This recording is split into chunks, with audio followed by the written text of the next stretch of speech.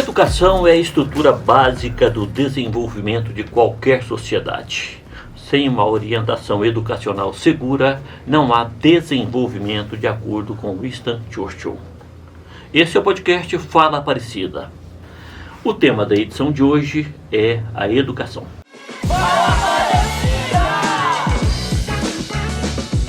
Para debatermos a educação em Aparecida de Goiânia, nós temos aqui a presença do professor Alcides Ribeiro Filho e da professora Lorena Gomes, ambos PhDs neste assunto. A professora Lorena, a nossa convidada desta edição, é pedagoga, também tem formação na área de letras vernáculas, de história e atualmente é acadêmica de psicologia. A professora também tem mestrado feito em Portugal na área de educação. O professor Alcides Ribeiro Filho é PhD em pedagogia.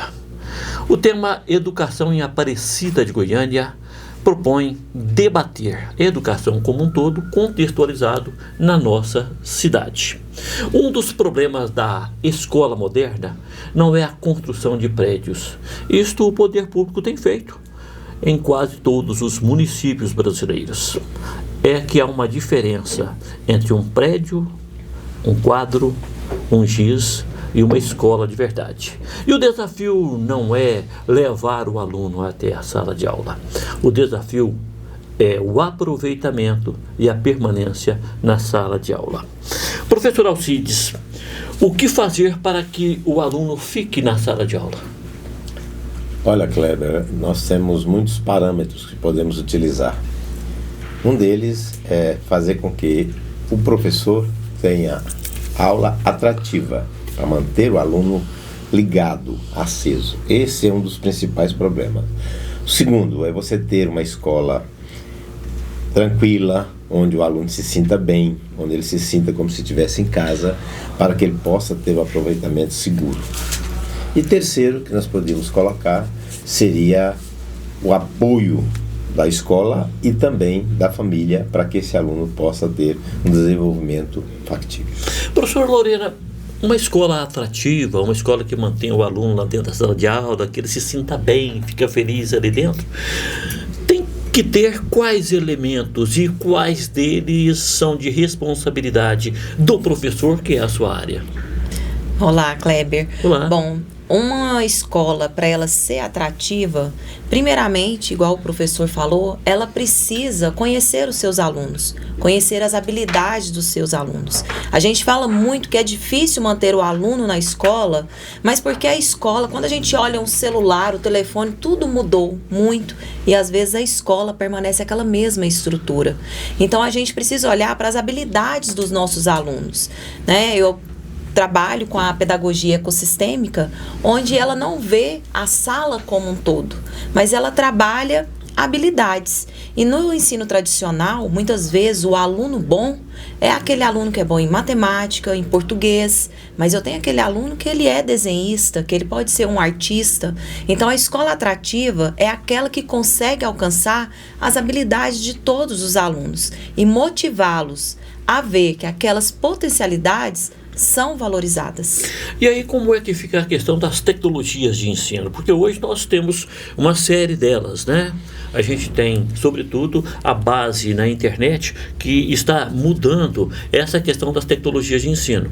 O livro, o lápis, a régua, o esquadro, o transferidor, a caneta, enfim, estão sendo substituídos.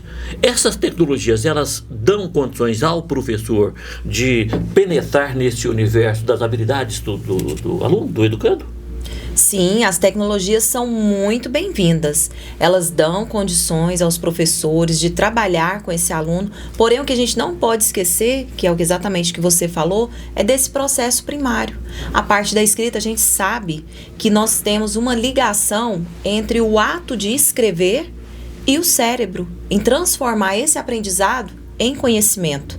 Quando eu coloco meu aluno somente com as tecnologias, somente de frente para as telas, somente digitando, eu perco esse processo. Então, a tecnologia ela tem que ser uma aliada nesse conhecimento, tanto para o meu aluno quanto para os professores. Mas, infelizmente, nós temos ainda um analfabetismo muito grande, tecnológico. As crianças, elas mexem muito nos aparelhos eletrônicos, lidam com a tecnologia, mas de uma forma muito superficial. E não como forma de transformar isso em conhecimento. O que a gente tem que fazer também, que o professor, né, faz muito bem conosco lá na faculdade, é capacitar os nossos professores para usar essas tecnologias ao nosso favor dentro da sala de aula, mas sem esquecer todo o processo básico. Eu não tenho como fazer que o meu aluno aprenda matemática se ele não aprender a tabuada. Ele precisa dos processos básicos para aí sim ele vir com a parte tecnológica. Como fazer, professor, para conciliar o livro, o caderno, o lápis, a caneta, a régua transferidora, o compasso e o computador dentro de uma mesma sala de aula, tirando proveito para o fomento ao desenvolvimento do educando? Qual é a receita para isso? A união de tudo isso, Kleber, ela facilita o desenvolvimento da criança. O que nós temos que entender é que as novas tecnologias ela veio para facilitar o trabalho. E muita gente complica, em vez de facilitar, vai complicar. Nós temos que estar constantemente reestruturando, reensinando os nossos colegas professores para que eles possam levar essas tecnologias para dentro da sala de aula e fazer com que os nossos alunos possam aprendê-la. Porque hoje qualquer criança sabe manipular um celular e tal, etc. Tal. Mas de manipular o celular ou manipular qualquer máquina e aprender com ela é diferente. E essa diferença, ela tem que vir dos nossos colegas professores. É por isso que eles têm que estar atentos, aprenderem, estar sempre se reestruturando, né? Sempre sendo reavaliados, sempre fazendo curso de aperfeiçoamento para que ele possa levar esse trabalho de forma tranquila e serena para os nossos alunos. Eu acho que é isso que está faltando para essa engrenagem se encaixar. Quando a Lorena se referiu aí que nós temos uma série de analfabetos, né? E quero aqui antecipar que, se Deus me conceder a graça de ser prefeito de Aparecida, a nossa educação, nós vamos fazer uma série de inovações. Quais, mas professor? Uma série de inovações. Dentre essas inovações, Kleber, é trazer o nosso colega professor para que ele seja readequado, reestruturado. Isso significa dizer que eles são incapazes. Nós vamos apenas aperfeiçoar a nossa forma de trabalho. Porque eu não quero, no final da minha gestão, ter um aluno sequer sem ser alfabetizado no segundo ano primário. Professor, quando o senhor fala sobre alfabetização, a professora Lorena fala sobre o processo tecnológico da educação. Quando há a junção das duas coisas da busca do conhecimento imediato, aí o senhor fala na qualificação do professor para lidar com essas tecnologias também. Há o tempo disponível para fazer isso e o professor continuar dentro da sala de aula e o aluno continuar o processo de aprendizagem dele normal? Tem tempo para fazer isso tudo concomitantemente? Há tempo sim, há tempo sim. Olha, hoje, então o que falta? Hoje, na realidade, falta a boa vontade dos gestores fazer com que essas coisas aconteçam. Infelizmente é isso que falta. E que nós sabemos também que muitas escolas nossas não são devidamente aparelhadas. Em vez de você ficar comprando uma série de coisas aí que não soma, nós teríamos que dar um laptop para cada criança, ensinar, manusear esse laptop, fazer com que ele aprenda as tecnologias através, é claro, do seu professor.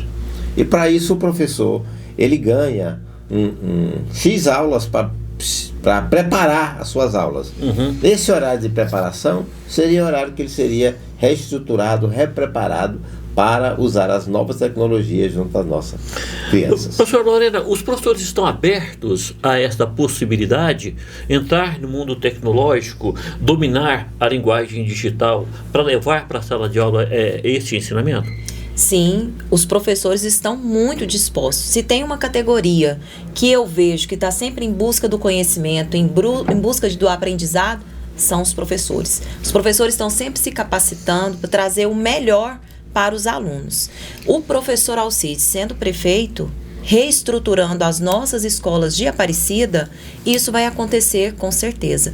Porque é preciso a gente dar esse instrumento eletrônico para o nosso aluno, mas é preciso também a gente ter uma internet de qualidade, né, professor? Onde eu vou ali acessar, vou ensinar o meu aluno, mas que ele tenha acesso, que essa internet, ela funcione em todos os aparelhos. Então, nós temos aí vários obstáculos que não permitem que essas tecnologias sejam usadas dentro da sala de aula. Mas o professor, ele sendo capacitado, colocando ele nessa era digital, mostrando como se faz, junto com todo o conhecimento que ele já traz consigo, será só sucesso. Vê se eu entendi. Não adianta saber ligar o computador ou digitar no celular. É preciso dominar a tecnologia para buscar o conhecimento. Não adianta o professor falar isso para o aluno se ele não souber ensinar o acesso à internet e a sua grandiosidade com perspectiva de ensinamento. Ele tem que aprender primeiro. Para ele aprender primeiro, o poder público tem que abrir a porta de acesso para ele, para que ele leve para o aluno. É assim, professor? Exatamente. Nós temos primeiramente que capacitar os nossos colegas professores. Entenda bem, não estou dizendo que os meus colegas são incapazes, mas capacitar, reestruturar dentro da nova realidade que nós temos dentro da escola. Porque antigamente, eu fui professor de alfabetização, o nosso trabalho era totalmente diferenciado. Nós tínhamos lá e fazia a aplicação das nossas técnicas da época e alfabetizava as nossas crianças. Hoje tudo mudou. Tudo mudou. E com essa mudança é necessário que a gente capacite os nossos colegas professores dentro dessa nova realidade, para que nós possamos juntos fazer um trabalho de essência e atingir o nosso objetivo, que é a alfabetização e qualificação dos nossos alunos. Mas aí, professora Lorena, professor Alcides, teríamos de ter uma central com um projeto educacional para todas as escolas, teríamos de dar um laptop ou um notebook para cada um dos educandos e professores. Como é que isso vai funcionar do ponto de vista estrutural, professor? Qual é a proposta para isso? Olha, hoje, através do Fundeb, nós podemos utilizar os recursos do Fundeb. Para comprar isso? Para comprar, nós temos recursos suficientes no Fundeb para comprar isso. Hoje nós temos o Fundeb, hoje disponibiliza, a partir de 2024, nós estamos disponibilizando aí 21% dos recursos destinados ao Fundeb. E o Fundeb tem que ser utilizado assim. Eu não sou a favor de pegar o dinheiro do Fundeb e ficar comprando livros inúteis, comprando uma série de coisas que não soma e não leva ninguém para lugar nenhum. Eu sou a favor, sim, de você modernizar, estruturar, comprarmos equipamentos tecnológicos para qualificar e preparar bem as nossas crianças. Esse é o objetivo nosso e é assim que vai funcionar e é assim que funciona. Eu tenho certeza que a partir do momento que todos nós educadores, aqueles que pensamos em educação e queremos uma educação de qualidade, nós vamos ter sim, através desses métodos. Mas aí é possível, não sei se é conjectura demais, mas aulas assim, por exemplo, fala sobre, digamos, a Antártida, e exibe lá um documentário da Antártida, mostra o ambiente da Antártida, a diversidade ambiental que a Antártida tem, dá a esse aluno a condição de ver isso, a proposta é essa? Exatamente. A Amazônia não vai ser só uma floresta imaginária na cabeça do educando, mas é assim? Hoje a internet ela é muito rica, Kleber, ela é muito rica, nós temos vários documentários, coisas ótimas para você ir lá buscar, mas é preciso que você ensine ao nosso colega, professor, buscar esse material para trazer e aplicar na sala de aula. Cabe, professora Lorena, isso dentro da sala de aula? Cabe, com certeza cabe. Mas não vai substituir aquilo que a gente estava falando aqui do livro, a régua, o caderno, não vai substituir, não? Eu penso que não vai substituir, porque a gente tem todo o material didático onde você faz as leituras que devem ser feitas. Esse trabalho, ele é um complemento. Então, ele vem para agregar, para somar, e não para substituir. Futuramente... Explica melhor isso. Ele vem para somar e não para substituir. Desculpa a interrupção. Porque nós temos todo um conteúdo já programado que é estudado durante o ano. Que são esses conteúdos que vêm no livro didático. Mas... com a mudança que nós temos hoje no mundo, com notícias, com tudo acontecendo a todo tempo, né? Com esse acesso, então está acontecendo uma guerra, eu tenho acesso agora ao que está acontecendo.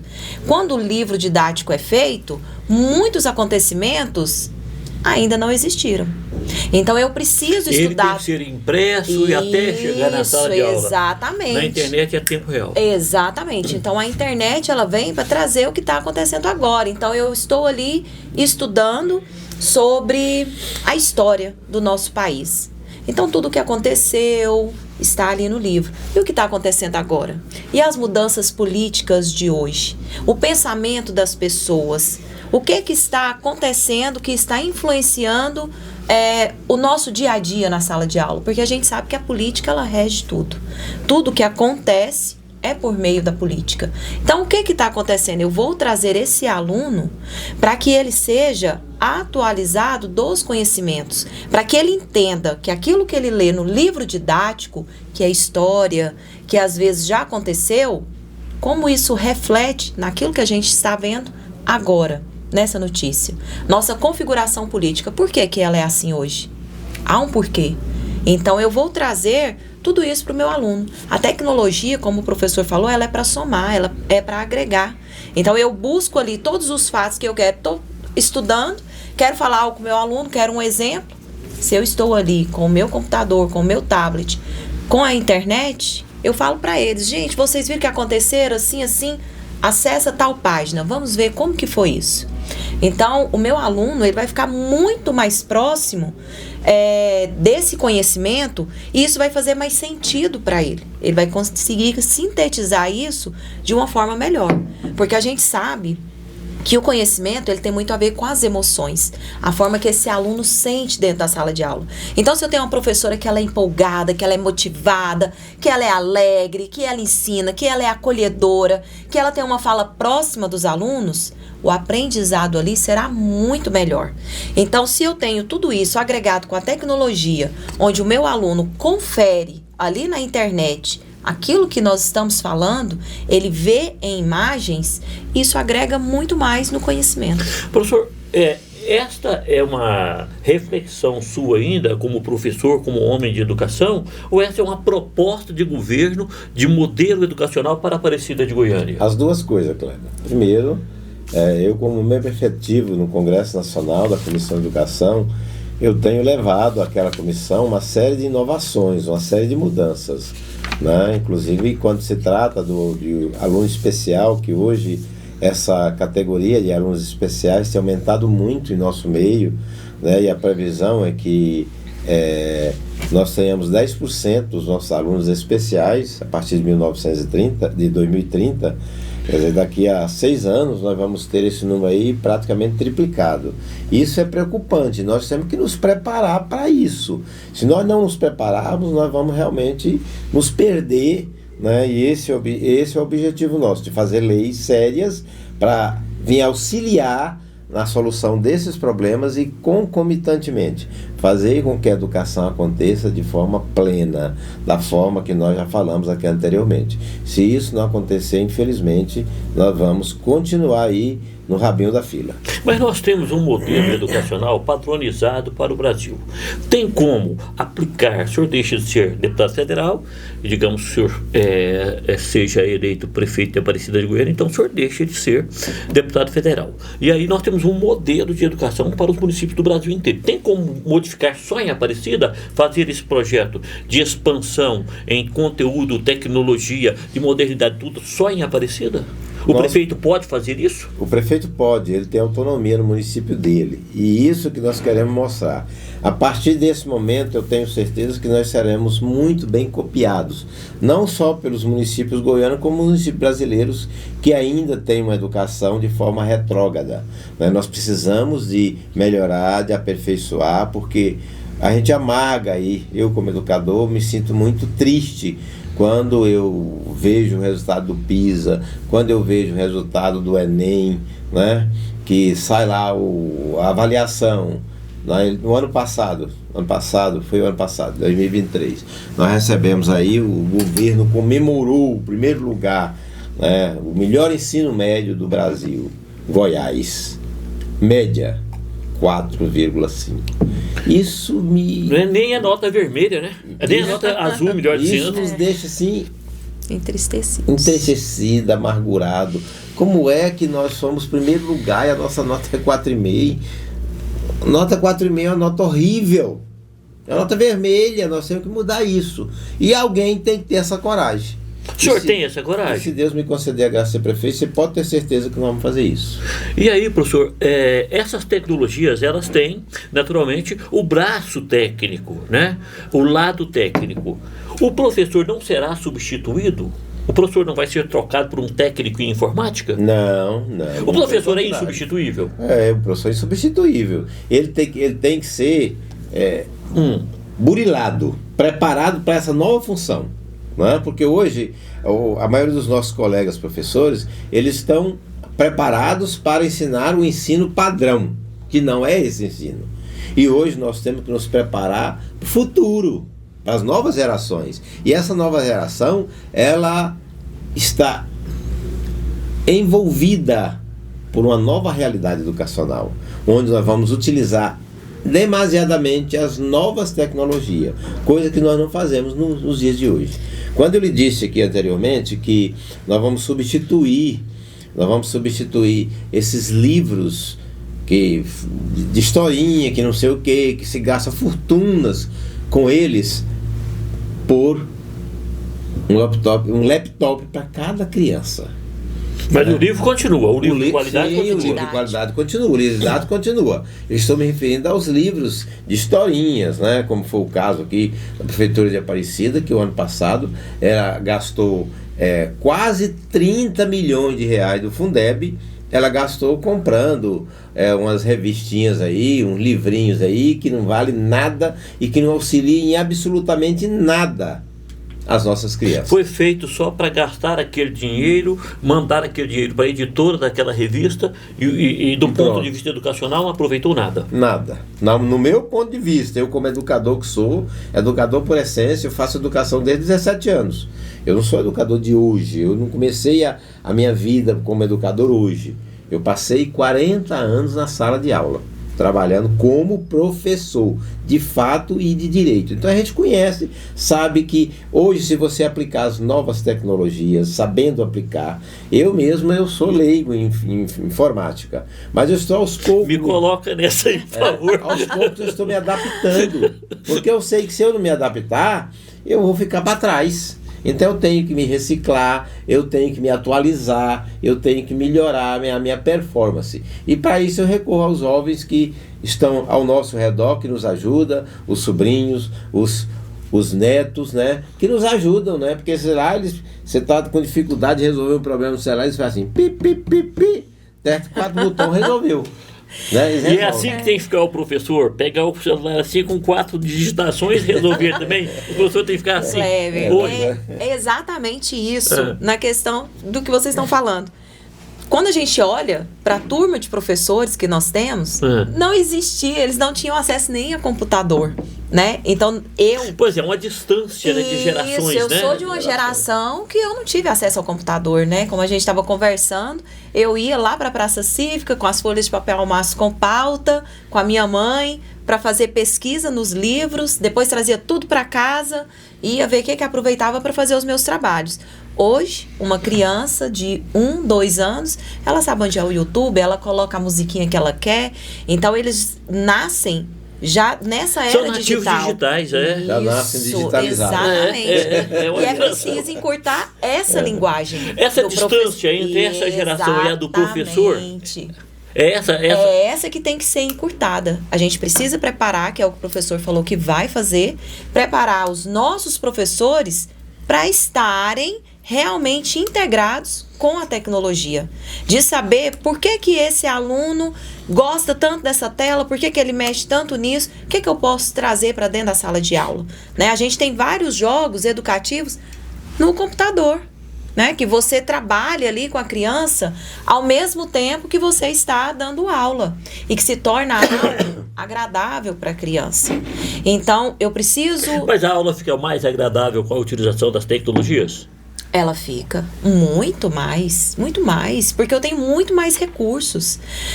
Vamos supor que esteja ensaiando a festinha do Dia das Mães, certo? Aí pega aquele aluno mais tímido, aí pega o computador, coloca lá o microfone e põe ele para cantar, inclusive com o acompanhamento em tons naturais da orquestração daquela música, do arranjo daquela música. Isso é um avanço ou é um retrocesso? Tudo depende do lado que a gente olha, mas... Como é que vai fazer com aquele mais tímido assim, que a hora que ele ouvir a voz dele prospectada num aparelho eletrônico, ele vai assustar? Num primeiro momento ele vai assustar, mas ele vai ver todas as outras crianças fazendo, e a gente sabe como que funciona. Aí começa pelo mais cedinho. Exatamente, a gente começa por aquele, né? Achar aquele que faz e tudo, e automaticamente os outros copiam também. Aí tem que começar pelo famoso Joãozinho, né? Aquele que sabe tudo, aquele que faz tudo, aquele que resolve tudo. Pois é, aí, professor Alcides, a gente entra numa questão que é um debate antigo. A professora Lorena, de sala de aula atual, o senhor que durante muito tempo foi inclusive alfabetizador, não se alfabetiza apenas com a orientação educacional. É preciso ter o estômago cheio, é preciso estar com a condição emocional plenamente equilibrada, é preciso ter um ambiente apropriado para tudo isso. E a fome, e a dor, e a miséria lá de casa, como é que vai ser inserida nesse contexto digital na escola que o senhor está propondo? Olha, na escola, na nossa nova escola, a escola em que nós queremos ter, o nosso aluno ele chega na escola, né? Eu vou começar a citar um exemplo do que nós pretendemos fazer no ensino infantil. O nosso CMEI... Vou pedir para o senhor falar bem devagarinho, sabe por quê? Porque eu sou, assim,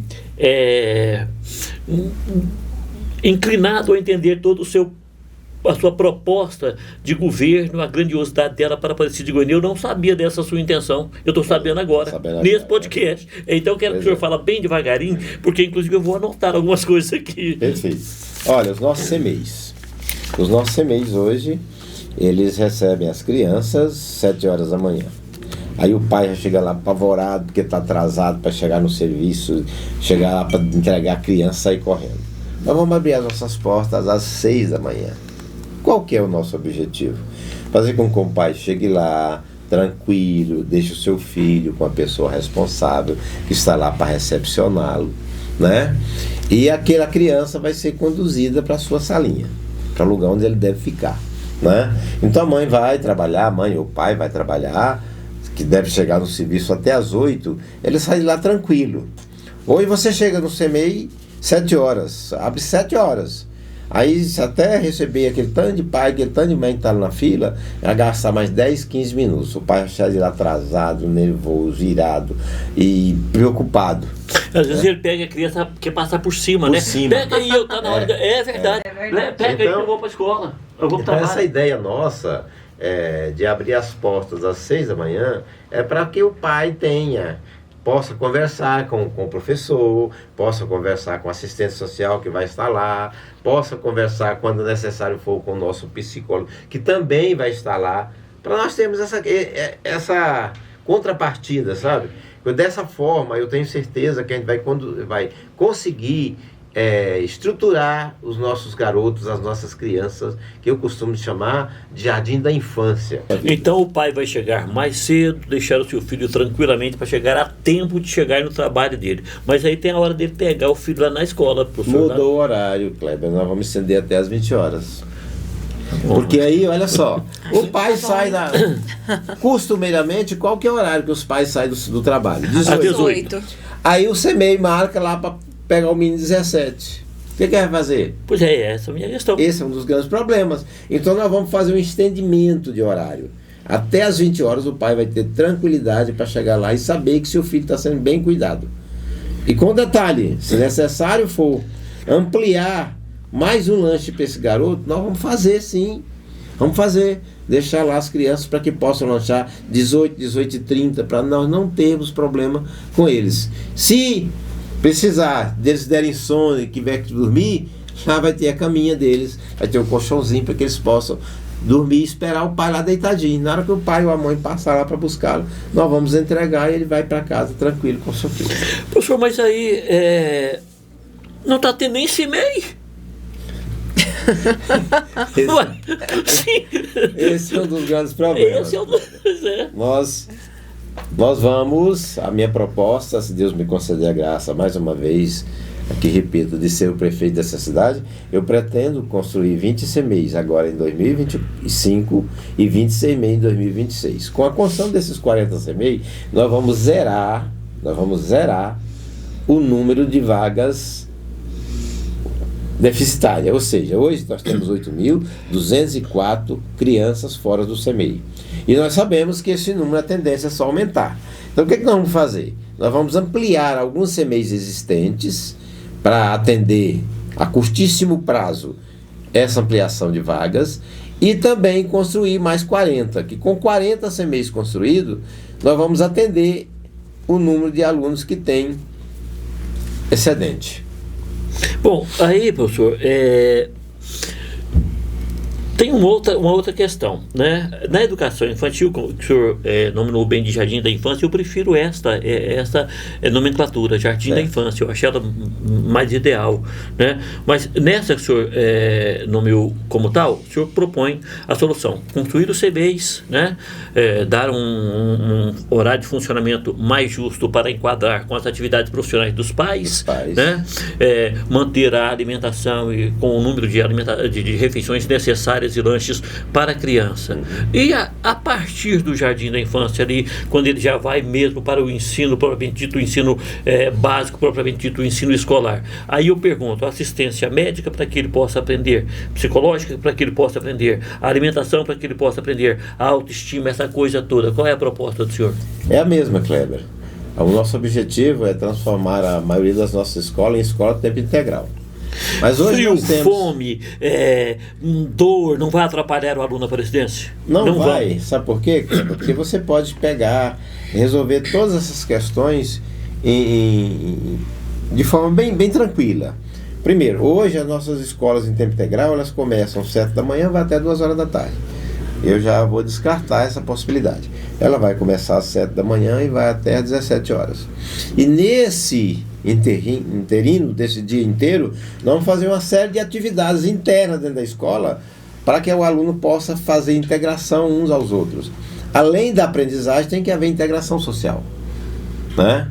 E o nosso projeto de governo também para a educação, todas as escolas terão um psicólogo e uma assistente social, que é para sempre estar conversando com a criança, descobrindo os seus problemas, o que tem internamente lá na casa dele, que a gente não sabe. Às vezes um aluno não se desenvolve, ele não consegue crescer, ele não consegue melhorar, porque ele tem problemas e que nós não sabemos qual é o problema, o pai não conta para nós e fica dessa forma mesmo. Então você vai começar a conversar com os alunos através do psicólogo e do assistente social, para que a gente possa fazer com que essa criança se integre de fato, de direito, no sistema educacional e a gente possa prepará-lo devidamente para enfrentar a sociedade nos dias seguintes. Professora Valeriana, o professor está propondo que o aluno fique o dia todo dentro da sala da escola, né? Com refeições, com atividades.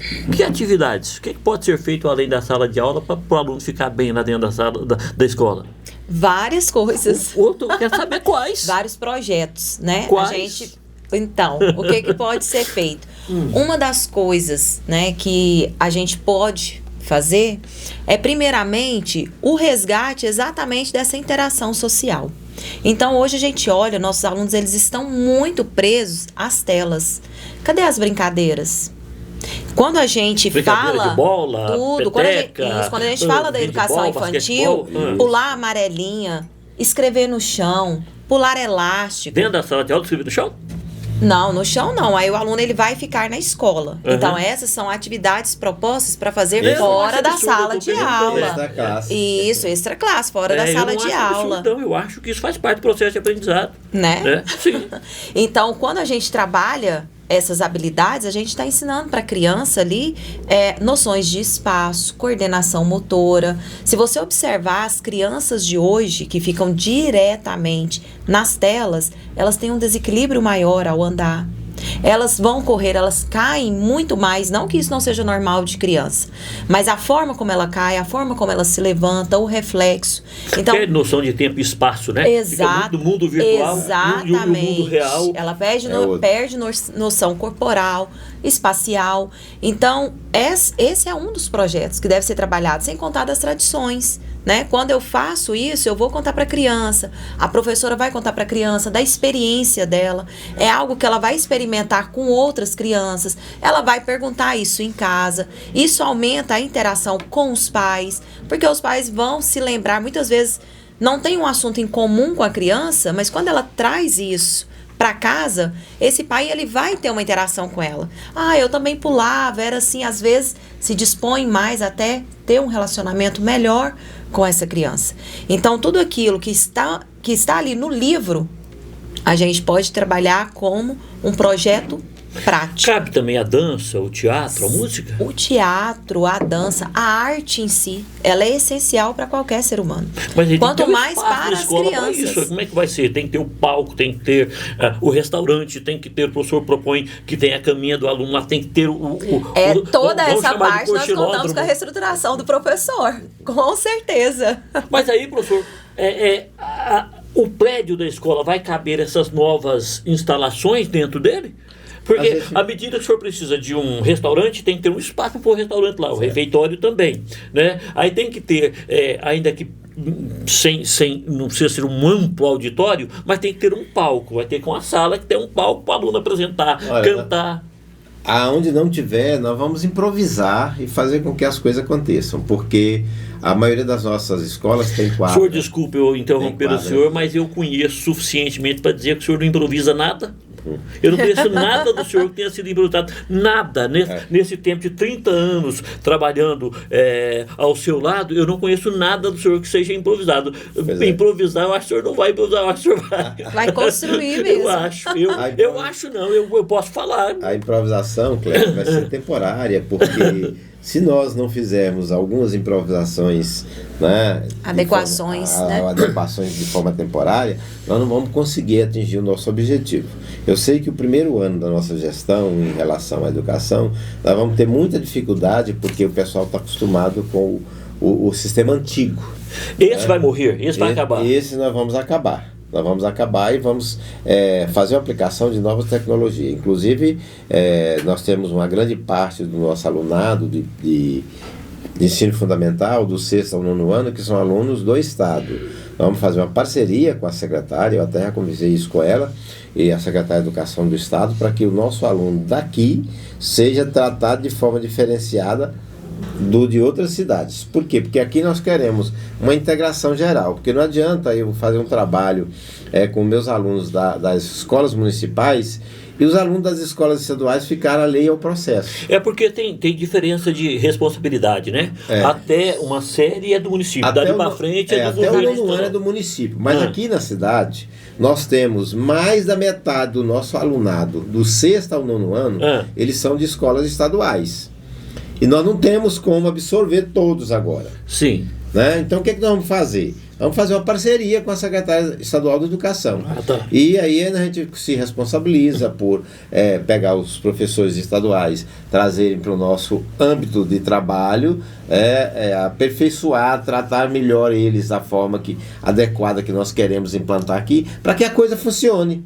Porque senão não ficar capenga. Nós vamos ter um lado da cidade que o aluno recebe esse tratamento e do outro lado não recebe. Isso se o senhor for o prefeito, não vai admitir? Não vou admitir isso. Mas fazer de forma plena e fazer a coisa acontecer. Mas a escola vai ter refeitório, vai ter o espaço cultural e o espaço esportivo? Sim, tem que ter. Tem que ter. Porque você não adianta você criar uma escola tempo integral, onde você vai ficar lá o dia inteiro batendo na tecla e falando a mesma coisa para o aluno. Tem que ser uma diversidade, tem que ser um calendário diário, né? Uma carga horária diária cheia de atividades. Tem que trazer a parte lúdica, né? Exatamente, para que você possa colocar o aluno tranquilo. Bom, e aí, nessa escola, ela vai ter por exemplo, o clube da leitura? Como é que vai ficar a questão da aritmética? Soma, multiplicação, divisão, as 4 operações, né? Deixa eu te responder, Veda Laura. Pode responder. Então, nós vamos criar uma série de novidades, né, dentro do processo ensino-aprendizagem. Nós vamos ter concurso semestral de redação. Nós vamos ter concurso semestral de aritmética e vamos prestigiar o aluno vencedor de cada escola. Ele vai receber um prêmio e depois nós vamos pegar os premiados, vamos supor, se nós tivermos 60 escolas, os 60 premiados e fazermos uma seleção entre os 60, para saber dos 60 quem é o melhor dos 60. E vamos premiar também. Porque isso aí vai servir de incentivo para que todos possam se dedicar e aprender de fato e de direito aquilo que nós queremos. Essa proposta de encerrar esse ciclo educacional em Aparecida de Goiânia, criar o ciclo educacional humanitário e tecnológico, ela atende aqueles que estão na sala de aula ministrando aula, professora? Ela atende, é uma vontade dos professores, inclusive algo que a gente vê quando a gente tem alguns cursos de capacitação, que a gente vê, né, tantas novidades, tantas coisas para serem utilizadas dentro da sala de aula, e infelizmente quando a gente chega a realidade é outra. A gente se sente frustrado quando você não consegue colocar em prática dentro da sala de aula, dentro da escola, aquilo que você se capacitou para fazer. Então é uma vontade muito grande. Por exemplo, igual o professor está falando dessa questão, né, do concurso e de como aprender. É muito melhor se eu tenho um espaço onde eu vou ensinar para o meu aluno matemática e aí eu divido com todos. Vamos fazer um bolo. E aí eu falo para você traz uma forma retangular, você traz uma forma redonda, você vai trazer metade de um leite, você vai trazer 1 quilo de farinha de trigo. Além de eu estar ensinando formas geométricas, eu estou ensinando fração, eu estou ensinando matemática, eu estou ensinando multiplicação, eu estou ensinando soma, eu estou ensinando a parte prática para o meu aluno, que depois ele vai transformar isso na parte teórica, fica muito mais acessível para ele entender, quando eu coloco 1/2 lá no quadro, que aquilo é metade, quando ele traz para mim a metade de alguma coisa. Então, fazer esse projeto, trabalhar essas aulas práticas, né, nesse período integral, poder trazer tudo isso para esse momento e ainda com todo o incentivo. Vamos ver então quem foi o melhor na leitura, quem foi a melhor redação, quem conseguiu trazer todas as partes exatas para a gente fazer um bolo. É muito motivador, tanto para o aluno quanto para o professor. Professor, e aí nesse caso, como fazer para que a escola não fique virtualizada demais, para que não perca essa relação aluno, professor, colegas, não fique só no campo virtual? Olha, Kleber, não há necessidade de você fazer com que o aluno fique só no campo de virtual. O campo virtual, os acessórios tecnológicos, eles vão, como o próprio nome já diz, eles vão assessorar o trabalho, vai facilitar o desenvolvimento da nossa criança, né? Você pode usar o exemplo, por exemplo, a Lorena é o B, o Flávio é o A. Se eu juntar a Lorena com o Flávio, o que é que eu faço? Aí eu faço o Bá, né? Uhum. Aí você vai começando a fazer essa interação, e isso, lá no computador, você pode fazer essa interação também. Você pode fazer o Bá, você pode fazer o Bé, você pode fazer o blá blá blá, né? Tudo isso você pode, através de formas tecnológicas, mostrar lá e fazer com que o aluno transfira isso de lá do computador para o seu caderno, para que ele possa desenvolver. Nós temos tanta coisa para falar e o nosso tempo está acabando. Pouco, né? Eu vou propor até a vocês que a gente faça um outro episódio para debater outros temas estruturais da educação. Por exemplo, eu queria conversar com o senhor, professor, com a professora Lorena, sobre a diferença de um prédio e de uma escola. Uhum. Né? Sobre Mas, como diz o outro, fica para o próximo capítulo. Pois sobre, por exemplo, a necessidade, né, de enfrentar esse desafio de manter a criança na escola e aproximar a família dessa escola também, para que a família seja parte constitutiva da construção do saber. Mas hoje não será possível, né? E, fundamentalmente... Eu vou dar algumas ferramentas no próximo programa que nós falarmos de educação. Eu vou trazer algumas ferramentas interessantes para a gente fazer a integração escola, pai e aluno. Aí você vai sentir o tanto que vai ser fantástico. Tá bom, a gente então fica marcado assim, a gente vai gravar um novo podcast sobre educação, um segundo podcast sobre educação para falar sobre isso. Tem uma frase do Rubem Alves que eu acho fantástica, que eu vou utilizá-la para encerrar esse nosso primeiro podcast a respeito de educação no Fala Aparecida. Se o urubu fosse o professor da floresta, a carniça seria o prato mais saboroso. É preciso tomar muito cuidado com aquilo que tem sido ensinado e passado como saboroso. Este foi o podcast Fala Aparecida. O tema de hoje foi educação. Muito obrigado a você por nos acompanhar.